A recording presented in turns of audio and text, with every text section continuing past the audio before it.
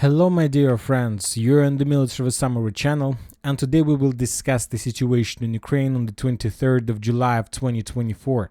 Today we have a lot of very interesting updates, so let's start. And first we're going to talk about Kyiv, the capital of Ukraine, because today we have very important piece of news. According to information we have, the Ukraine parliament voted to extend martial law and mobilization for another 90 days until November 9th.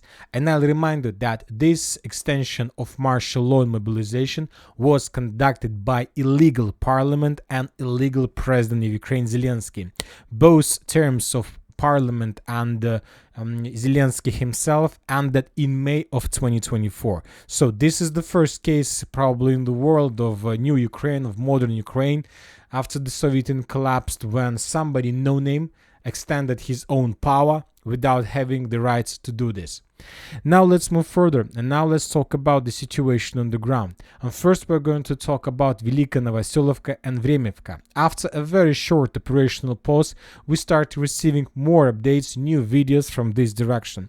In this video, for example, we can see the Russian missile strike. The Russians destroyed temporary position of armed forces of Ukraine in the southern part of Makharovka. This video confirms that Makharovka is the primary target for the Russians in the next stage of South Donetsk offensive operation when talking about offensive towards Velika Novoselivka.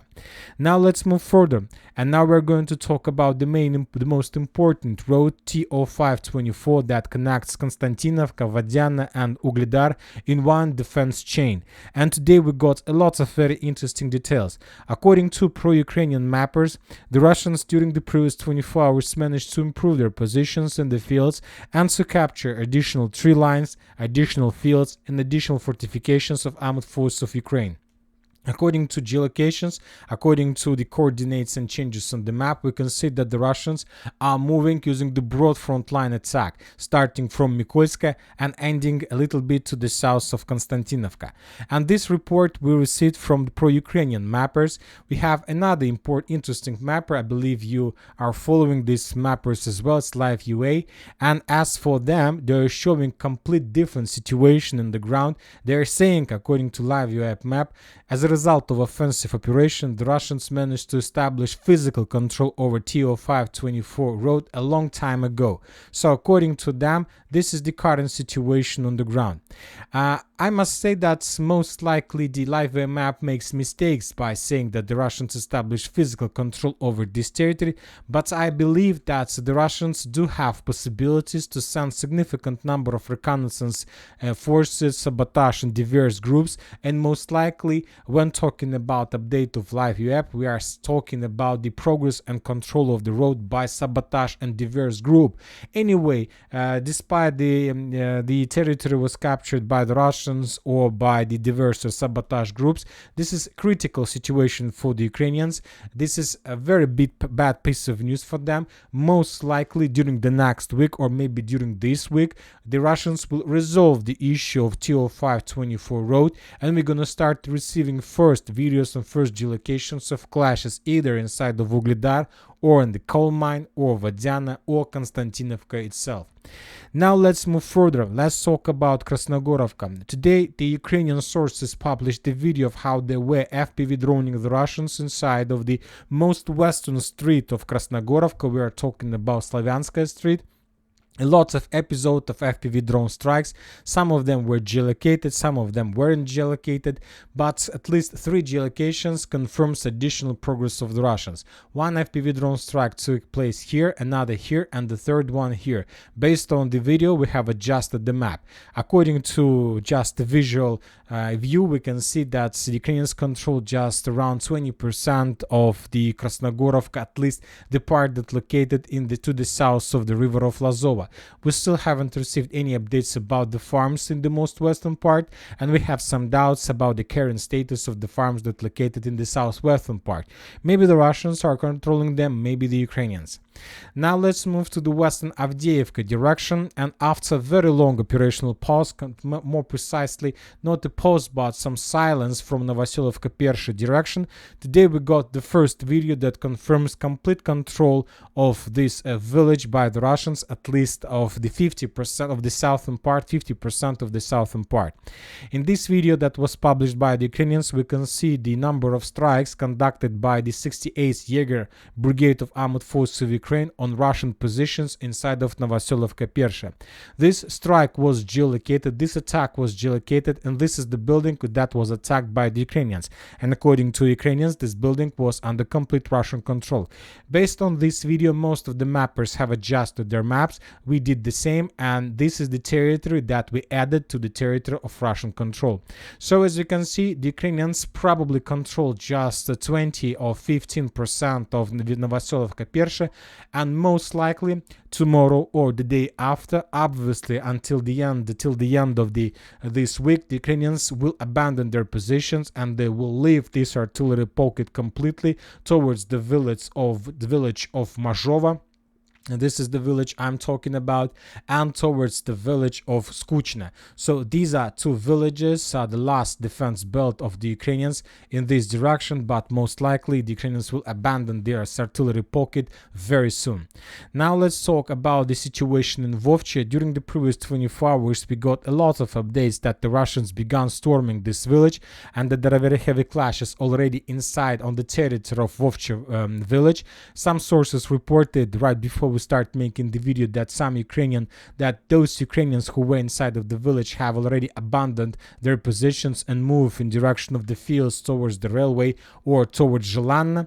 So most likely the Russians are about to finish the clearing operation, and maybe tomorrow or the day after, the Minister of Defense of Russian Federation will confirm this information.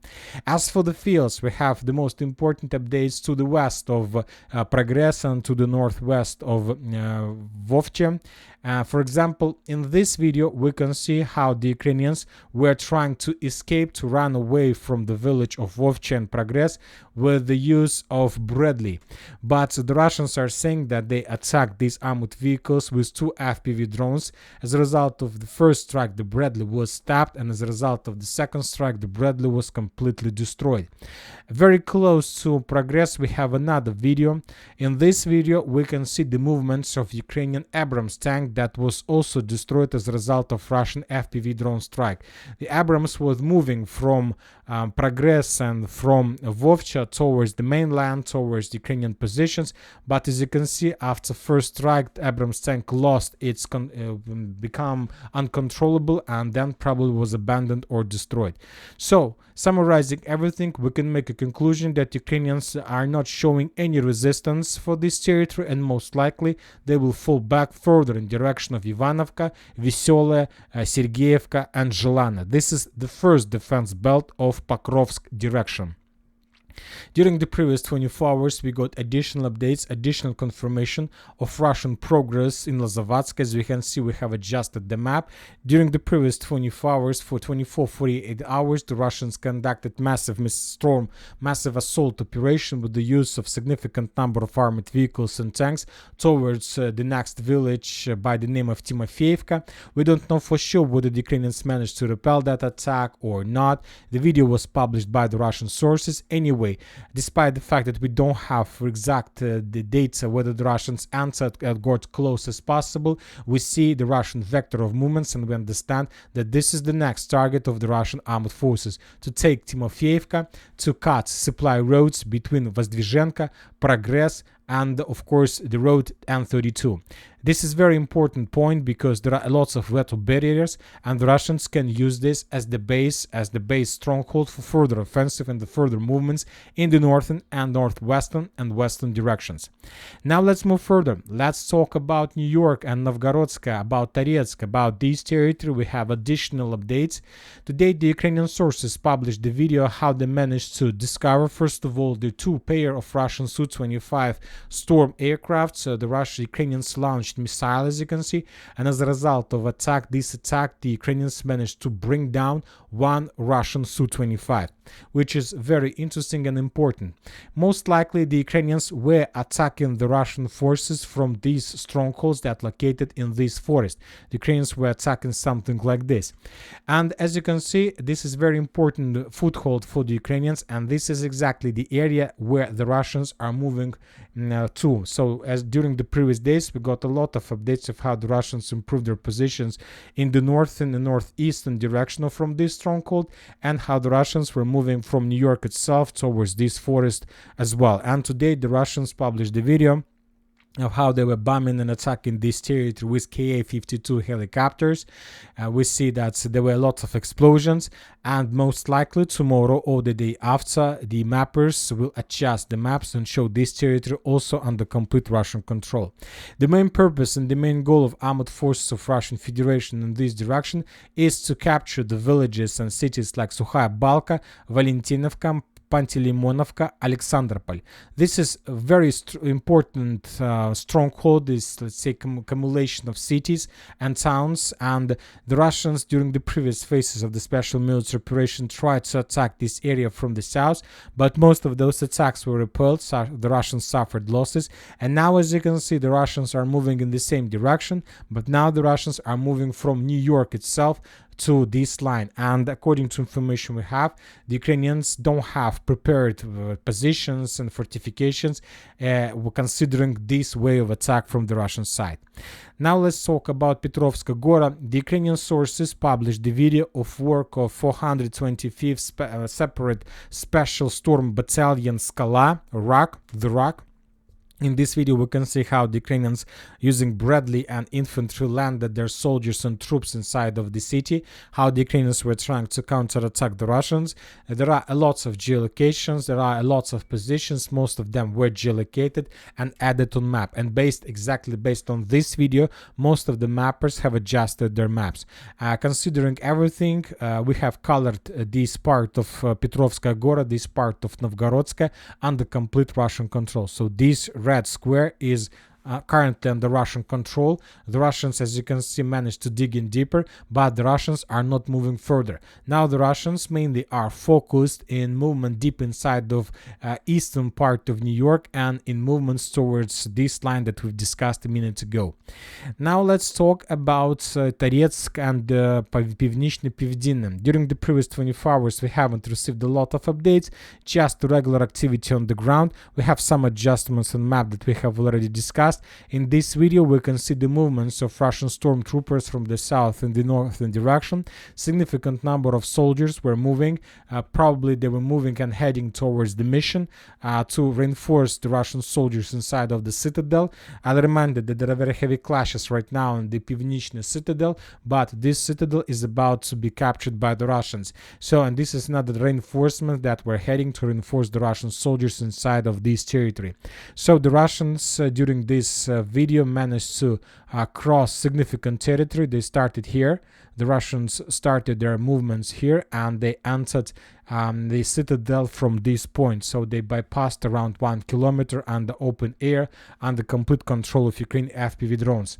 Furthermore, we have additional videos of how the Russians were bombing the Ukrainians inside of Pivnichne.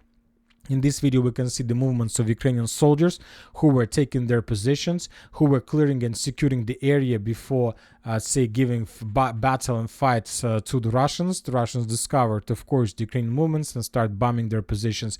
So this video shows very important update that in the beginning of the video we see that Ukrainians didn't know for sure whether these positions are free or empty, or maybe these positions are under complete Russian control, which confirms that most likely this part of Pivnichne that is colored with yellow most likely is in the gray zone, or at least is a contested area. So let's add the territory I'm talking about on map. So as I understand, this part of Pivnichne is no one's land, so nobody has 100% control over this territory, but due to the updates we received during the previous days, most likely this territory will be captured by the Russians very soon.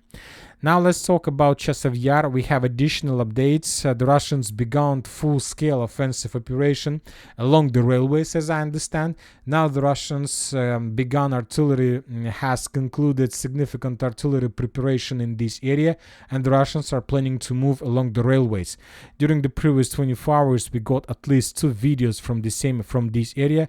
In this video we can see how the Russians were bombing the Ukrainian forces, Ukrainian positions, strongholds and the fortifications. exactly on this bank of Seversk Donetsk Donbass Canal. And in this video we can see that after another wave of artillery strikes, the Ukrainian soldiers decided to abandon their positions and basically to run away, because it was very difficult obviously for them to stay under fire without any support, without any help from the mainland.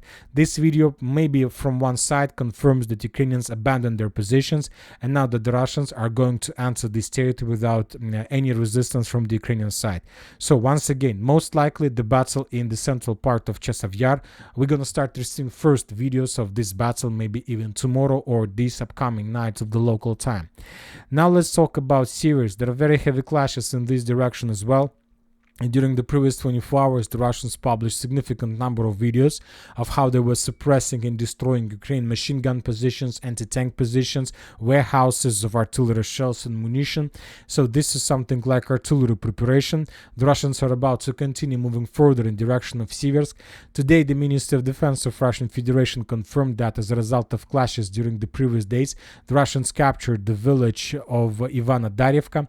I'll remind you, the Ministry of Defense was talking about this village, but I'll remind you that a few days ago the Russians have already published the video, more precisely on the 18th of July. The Russian sources published the video of battle for this village, and the Russians published the video of raised flag above this building, which confirmed Russian control over this territory already by the 18th of July. But just today the Ministry of Defense reported. This is very important because that means that just today the Russians managed to secure the area completely to repel possible Ukrainian counterattacks, and now the Russians are ready to move further in the northern and northwestern direction. Furthermore, we got additional video, probably archive video, that took place. Events in this video took place probably a few days ago when the Russians were capturing the hills and the strongholds in the north, to the north of Krasnohorivka. In this video we can see significant number of Russian armored vehicles and tanks moving through the fields. We can see lots of infantry soldiers who landed in the trenches, and how the Russians were clearing this territory. We have adjusted the map. The final geolocation was spotted here, but most likely the Russians managed to secure everything until Pivnichne. Now let's move further. We have additional updates from northern Kupiansk direction. As you can see, the Russians are bombing this territory heavily. But before we start, of course, we have returned Ukrainian control over the village of Sinkovka.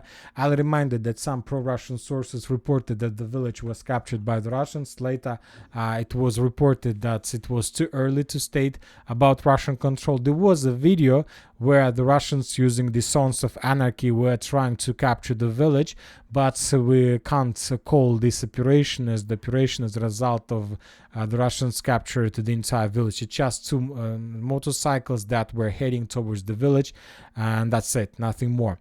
Anyway, as for the direction itself, the Russians are bombing. The Russians are bombing this territory with aviation, with artillery, and the Russians are getting closer and closer to River Oskol. At least as for artillery focus, the artillery focus is already along Oskol River. So let's wait for another few days, and most likely we're going to receive additional updates on the ground. Now let's talk about northern Kharkiv direction. We have additional updates, and the most important is coming from the village of Staritsa. As you can see, we have adjusted the map because the Ukrainians began their counteroffensive. We can't call this attacks greatest Ukrainian Kharkiv counteroffensive. It's just a small operation, but anyway, this operation managed to bring the Ukrainians some results. As you can see, according to the changes on the ground, the Ukrainians restore control over the central part of Staritsa. Basically, the Ukrainians managed to cut Staritsa in two parts, and summarizing everything, the Ukrainians managed to cut not just the village but the entire area in two parts.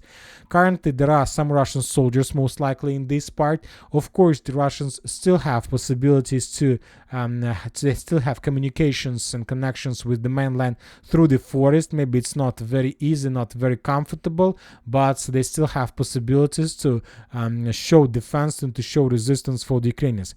As you can see, according to geolocations of Ukrainian progress on the ground, the Ukrainians have already blocked the Russians from this side, and the Ukrainians have blocked the Russians from this side. So it's like a pincers, probably the first pincers since the beginning of the special military operation made by the Ukrainians. And this is the first stage. First, the Ukrainians want to do the following. As we discussed, there is a phantom, some invisible foothold created by the Russians somewhere to the west of the village of Sinelnikovo and on the Ukrainian side of Siversk, Donetsk, Donbass River. So probably somewhere here the Russians created a foothold. And this is very dangerous positions because from this area the Russians have possibilities to attack the Ukrainians from behind in direction of Sinelnikovo, Tsegelny, and Vilcha, which can lead to creation of an additional another cauldron and complete collapse of Ukrainian defense belt here. So to avoid this situation, the Ukrainians began clearing the forest that's located in the vicinity of Bogrovka and in the vicinity of the village of Staritsa, trying to force the Russians to fall back to the forest, and then the Ukrainians will try to attack forest as well. So this is the main area of Ukrainian activity, and this is the Ukrainian plan. To clear first this part, to restore connections between Kharkiv and Volchansk itself through Gravska, Prilipovka, through Bogrovka. There are significant number of pontoon bridges that Ukrainians can't use due to the Russian presence in this area. So we'll see what kind of results the Ukrainians are able to achieve. As for Hlyboke, we have report that the Russians, two reports. First report we got from the pro-Ukrainian military expert Hlyboke. He stated that today at somewhere at 10 a.m. By this time he reported that the Russians managed to secure Hlyboke completely and that Ukrainians abandoned their positions, and currently there are no more Ukrainians inside of this area. Later we got additional report from the sources on the ground, from the soldiers who are responsible for this direction. They confirmed that the settlement Hlyboke was completely secured by the stormtroopers of 155th Brigade of Armored Forces of Russian Federation. So the attacks were repelled, the Ukrainians were forced to fall back. And another important thing is coming from Southeastern Kazakh. This is very interesting and very weird village. We got lots of updates from this territory. First the Russians captured, then the Ukrainians counterattacked, then the Russians published geolocations, then we got another Ukrainian counterattack. So a lot of this area was in the gray zone or something like this, but today the Ukrainian sources published the video of a significant number, not the Ukrainians, but the Russian sources published the video of significant number of Ukrainian soldiers who were moving through the village. We will not watch the video till the end because a second later the Russians began bombing the Ukrainian soldiers with mortars and artillery, and the entire convoy, entire group of Ukrainian soldiers was completely destroyed. So this, as you can see, as a result of artillery strike, the Ukrainians most likely suffered losses. Of course, this video doesn't mean that the Russians managed to the Russians managed to destroy the entire group or squad. We don't know for sure how many streets and buildings the Ukrainians were restored, but the number of soldiers confirms that most likely most of the Southeastern Kazakh was recaptured by the Ukrainians. Now let's talk about political events. As we discussed, Zelensky has extended martial law, completely illegal without having rights to doing this. Furthermore, we have some statement from his side that he thinks that it's everybody understand that we Ukrainians must end the war as quick as possible. Of course, he didn't tell us the ways he is going to do this. Of course, he still believes that he can do this by victory on the ground, but what we understand that nobody agreed with him. Furthermore, we have important the report that the Minister of Foreign Affairs of Ukraine, Dmitry Kuleba, arrived in China. He had a visit and meetings with the China authorities, and most likely China, Xi Jinping, and the Chinese authorities will provide Ukrainians the final draft of peace agreement that was confirmed by Orban, scheduled by Orban, by Putin, by the representatives of the United States of America. So as I understand, if Zelensky doesn't accept the plan, this is going to be the game over, most likely for Ukraine. And according to the statements that Zelensky did in the past, he is not going to sign anything that means giving the Russians territories of Lugansk, Donetsk, Crimea, Kherson, Zaporozhye. He will not accept this. and this might be very, very interesting. Furthermore, we have additional report from Hungary. There is an economical war between Ukraine and Hungary.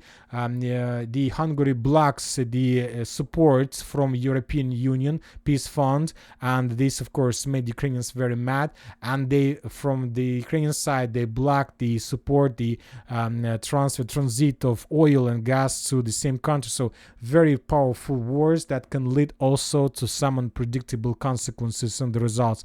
We got report from Serbian President Aleksandar Vučić, who said that Western countries are preparing for war with Russia much faster than many in Moscow think. This is also very important. Sometimes Vučić likes to dramatize everything, but maybe there is some truth in his words.